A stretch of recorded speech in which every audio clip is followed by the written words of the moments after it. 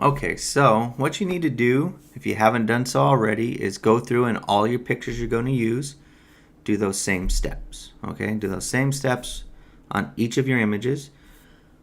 What I'm going to show you after you've done that in this tutorial here is I want to show you how you get this picture into the comic book template that you created. So I'm going to open up the comic book template. I want to keep this open because we're going to need it.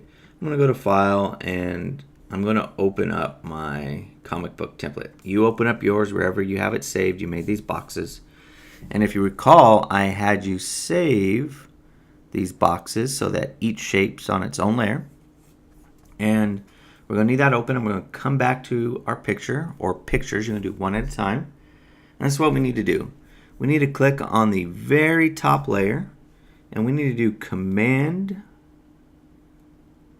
Option, Shift, and E. All at the same time. Command, Option, Shift, E. And that's going to combine everything that we did below into its own layer. It's going to make it easy to copy to the template. So you should see this up here with everything added to it. We're going to right click and we're going to select duplicate layer. And we want to change the destination document to comic template and click OK. Now I'm going to come over to comic template and I have my picture over here. Yours might be, in a different layer, but it's going to be over here somewhere.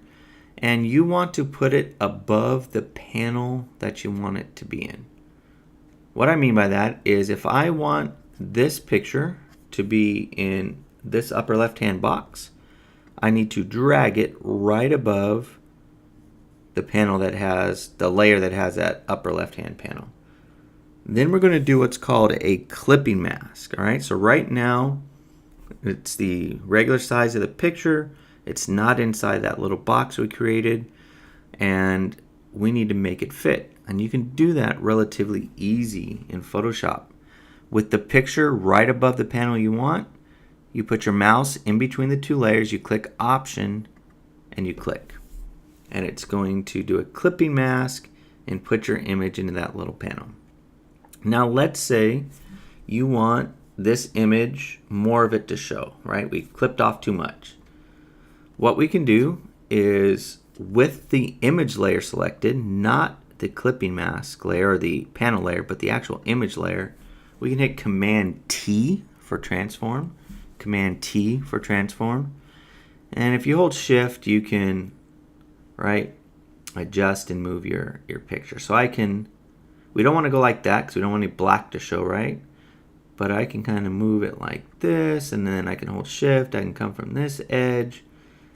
And as long as I'm filling it all up, I can even move it down or up. I just don't want any black to show. I'm going to do something like that, hit return, and I have it in there clipped nicely. Okay?